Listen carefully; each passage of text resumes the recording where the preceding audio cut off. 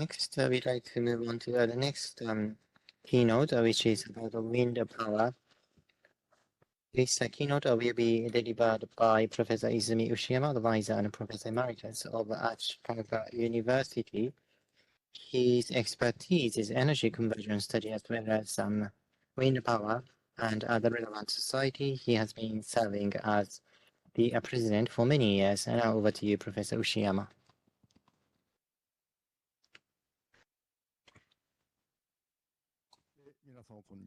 Hello to you all. Thank you very much for your kind introduction. I am Ushiyama of Ashikaga University. Professor Akuano focused on the importance of solar, and I would like to give a presentation that matches his passion for solar, but my expertise is wind. But in the interest of time, I'd like to begin my presentation without further ado. So these are the 4 points that I'd like to cover today.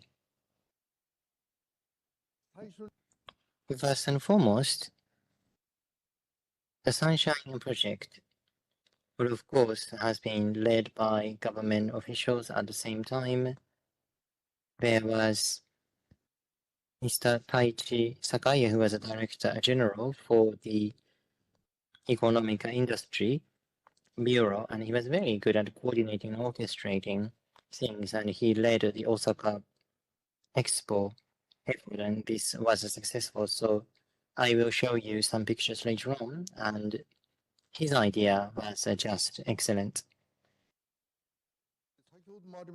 And as was mentioned earlier, in fact, the Sunshine Project was launched when solar energy technology, geothermal, and hydrogen energy were part of it.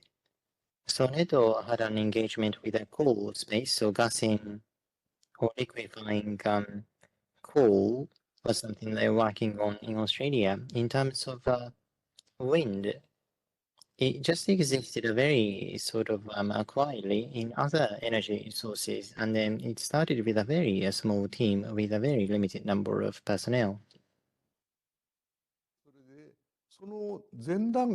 Now, as a prior stage to this, something like this happened.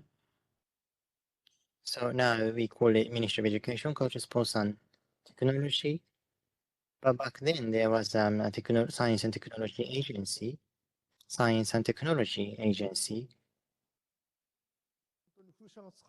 And they studied whether wind turbines could be used in Japan.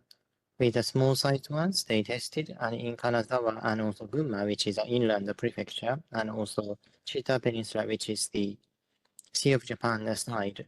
With these 3 locations, there were some other candidate sites, but they used 3 to 4 types of wind turbines, tested them, and then they put together the result of the study. So data still exists today. So I was in charge of compiling the data. So I actually gave a report at a society meeting in Europe. So this Yamada was a person who only graduated from primary school, but he was the most successful because based upon his experiences, he could come up with turbines that could be used in inland spaces. So science and technology officials back then were quite impressed. They even thought about giving him an award. So a medal was provided to Mr. Yamada to commend his achievements.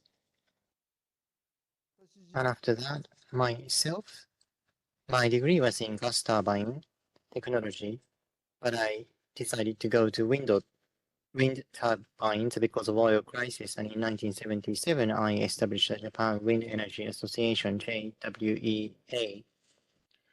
And then it was about time for Japan to start developing wind power, so as part of the Sunshine Project, a wind-related study group was set up, and the very first study group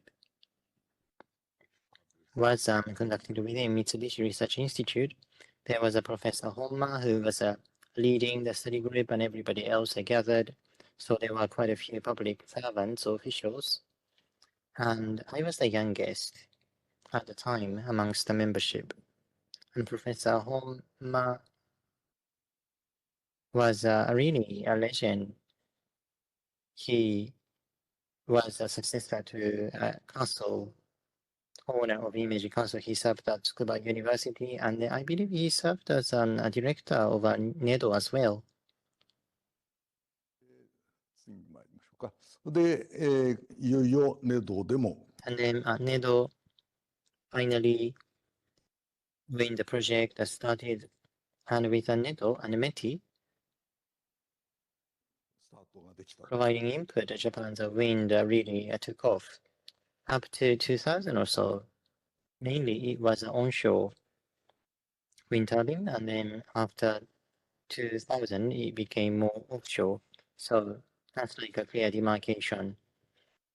And now there is a floating offshore, but in the interest of our time, I will spare some details. Now, this is in 1981, in Miyake Island, TEPCO and IHI worked on this project together, 100 kilowatt turbine, which was very solid. And now this is like a 1 megawatt level. And then in the following year, NEDO, I believe it was a Mitsubishi Heavy Industry, Tapi Misaki Bay of Aomori 500 kilowatt system was set up. At the time, there were no good cogs, so this part was outsourced and didn't work well, so there was a project delay of 1 year. But then already in Europe, they started making so much progress, and 500,000 was available in the market. So as the government of Japan, they thought that there are some commercial systems, and Japan doesn't have to develop such commercially available technology. So the project was suspended after 1 year, was terminated after 1 year. And at the time, this is Tapi Bay once again. I believe that there was a statue of Yoshida showing, and I was quite impressed. He traveled all the way here.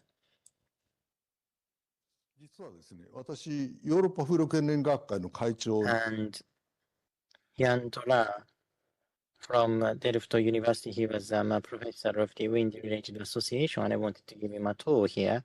And then the reason, the very first thing he said was that why wind turbines here? Because the winds were blowing very strong, but the geography was very complicated, so the winds are sort of volatile. So in Europe, this is a sort of a location that wouldn't host any wind turbines.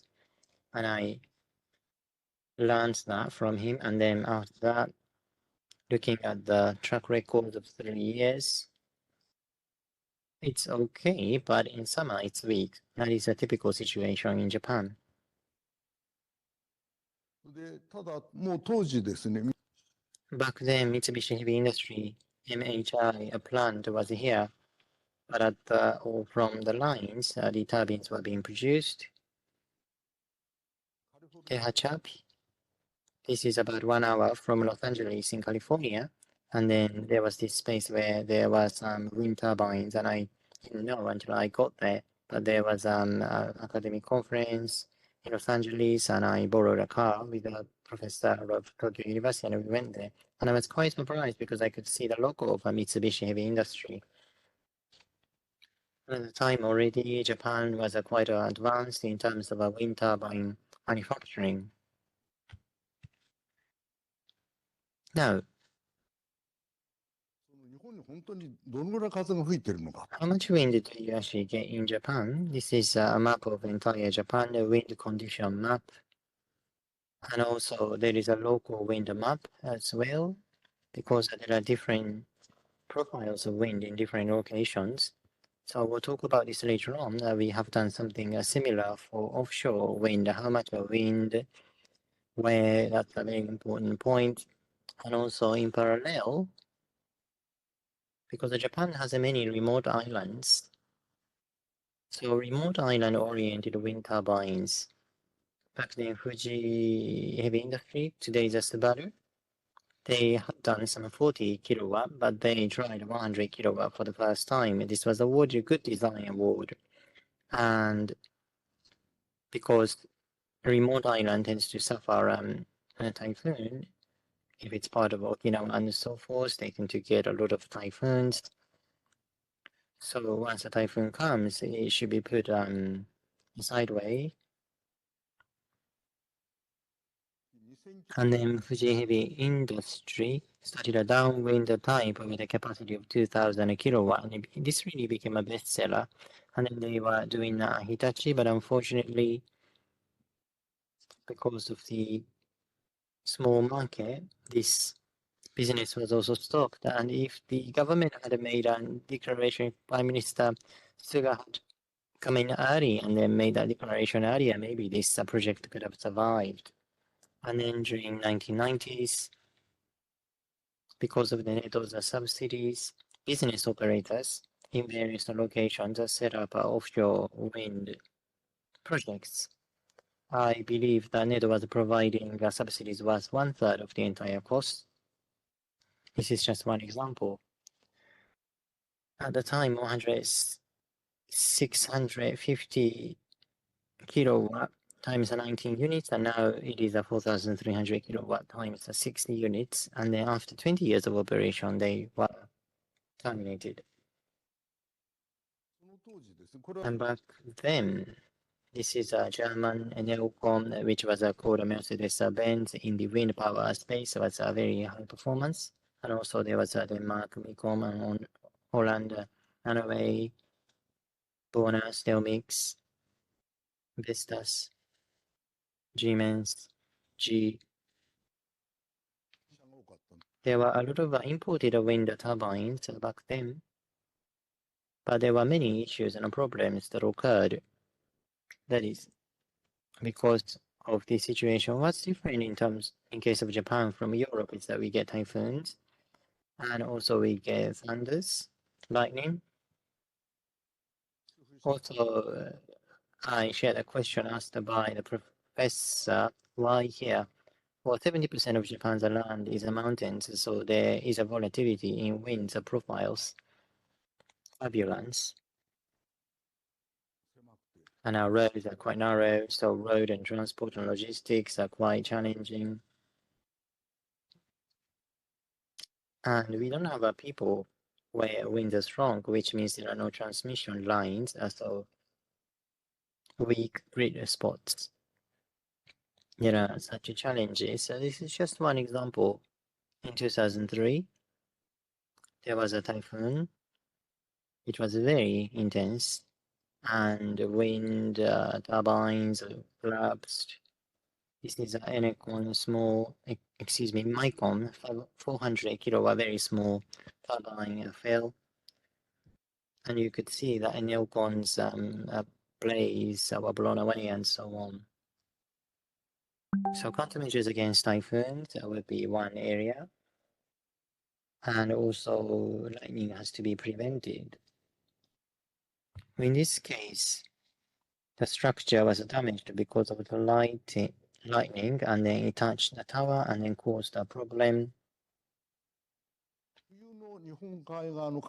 Especially lightning on the Sea of Japan side are so strong, unimaginable in Europe. So we created a map to represent the situation, and I believe that was one output of our efforts. And then what I mentioned earlier, the transmission lines are weak, and this is one example from Hokkaido.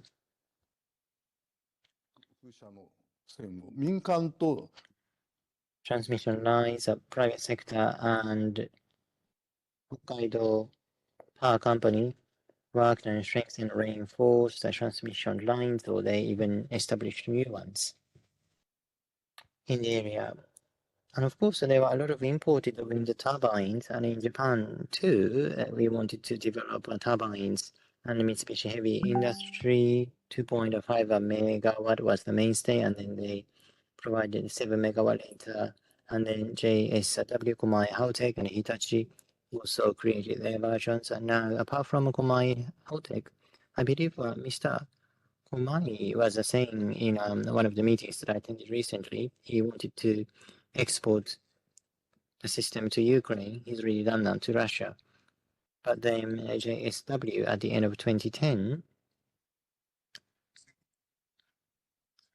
もうちょっと早く Just immediately before Prime Minister Suga made net zero a declaration because domestic market was small, so they decided to terminate their business here, which was quite unfortunate.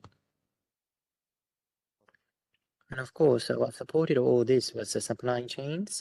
Stronger supply chains exist. And then while you still have this kind of technology available in Japan,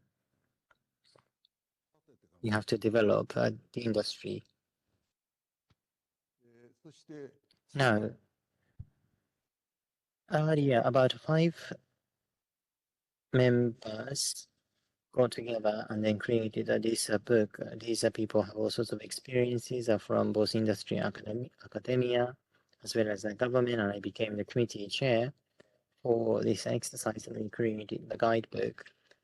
So it's a new guidebook for wind energy. Omusha was the publisher, and in China, Taiwan, and the ROK, Republic of Korea, they translated this book. And in Taiwan, the book sold quite well, so they sent us a bonus even. And once onshore made some progress because of a Fukushima new Daiichi nuclear power plant accident. In case of Japan, bottom fixed type. Unlike Europe, our sea area is not so shallow. Wide shallow sea area isn't available in Japan, so it was difficult for Japan to come up with a solution in this space. So floating type was devised, including Fukushima space. And looking at the potential, as you can see here, bottom fixed about 10 million, and then 50 million for floating type. And as was mentioned earlier, from the general sea area, we also have EZ, that is the 6th largest in the world. So Japan is really full of potential. As an aside, Germany is in big trouble. That is because EEZ of Germany is only 136, but they want to establish wind turbines in that very small EEZ, otherwise it's not viable. It's not really about global warming countermeasures. It is really about the survival of the country. The key is offshore wind for Germany. So last year there was a summit with this theme, and in Europe they are making efforts in this area. Now, at NEDO, floating type Kitakyushu and also bottom fixed projects have been underway. Well, I feel like I'm speaking very fast, but the time is pressing, it seems. This is the 40th anniversary of Sunshine Project. There is a photo that I want to show you. Today is Symposium 50th anniversary, but this is the 40th anniversary. Sakaya Taichi-san that I mentioned earlier is right here in the middle. And then there was the president of NEDO at the time, President Furukawa, and Mr. Kuwano is right here. So this brings back fond memories. So even at that point already, we are working on offshore wind and it's been growing very rapidly. And then this one is something NEDO has worked on. This is a floating type offshore wind power generation. This is called a moon pool type. So it's floated here. And then the operation has started. And it lasted for about 4 years. This is something that's related to a guidebook for wind conditions for offshore wind, and then wind condition map for offshore. This is again a very important. Unless you have a map like this, you don't know where to install. And also what Jogmaker does, a central approach where the government does some zoning activities at the beginning, and then the private sector comes on board after that. So this approach seems to be working quite well. Also, 10 years, 2 trillion yen Green Innovation Fund also came on board, and then the top priority is wind power generation, offshore wind power generation. And this will kick in full swing going forward. And this is part of the endeavor. For example, For a floating type, there are many methods and approaches, and Japan is trying to demonstrate all of them, and these are coming up one after another. And what about element technologies? So this is a first phase, and these studies are already taking place, and in the following phase, just like this, there will be some mechanisms to be considered to reduce the costs. Well, it's really time to conclude, I understand. I believe that there will be some more presentations or talks about this map. These are 4C zones, and floating type offshore projects will be implemented. Demonstration studies will be implemented, and these areas have been chosen quite recently. I was part of the selection. Marubeni Group, Okagaki-san will be giving a presentation after myself. So on the Sea of Japan side and the Pacific side, different zones from each have been designated, so I think this strikes a nice balance. And there are so many other mountains of topics that I want to share with you, but I'd like to conclude my talk at this juncture. Thank you for your kind attention. 牛山先生、ありがとうござい Thank you very much, Professor Ushiyama. Well, I'd like to ask one question. Well, earlier, I asked a similar question up to this point. What sort of efforts and struggles have you seen, and any lessons for the next generation? Especially for the offshore wind power generation going forward, this will surely grow, but not just as energy, but also to make a commercial success. Do you have any opinion? Well, thank you very much for that question. This is a very important, relevant question. In fact, in regards to wind power, Europe, which is a pioneer from the 12th century or so for mill making and others, they have been using this. In case of Japan, leveraging wind is not something that Japan has experienced in. So there was no sort of foundation in place. And we have typhoons and others. So compared with Europe, our externality is much more severe.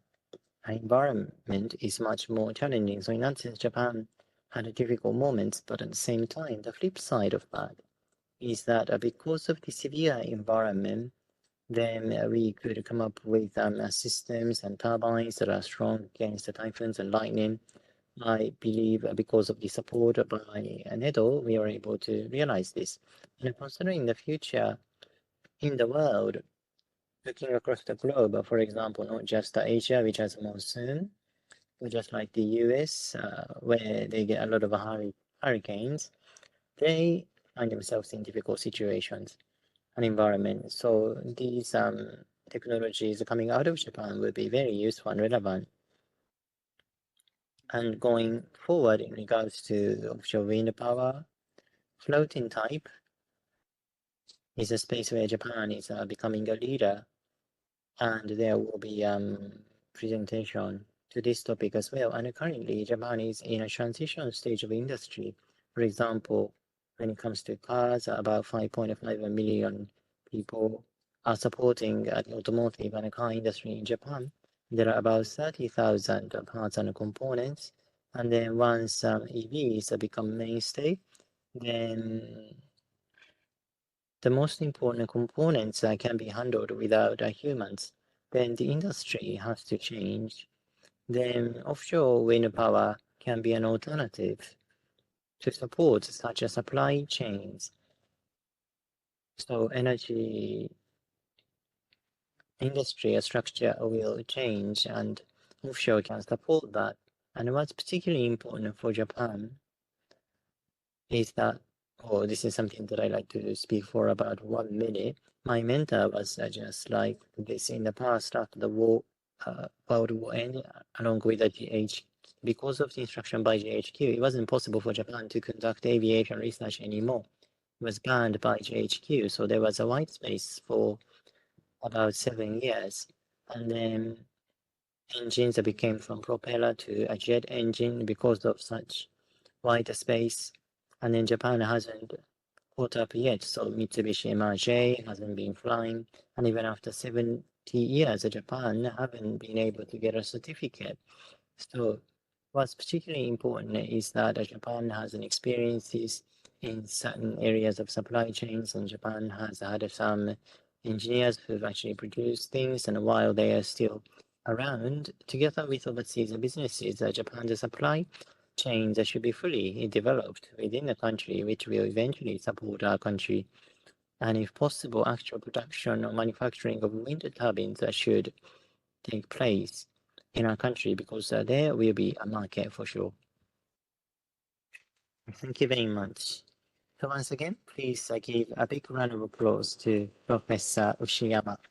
Thank you. NEDO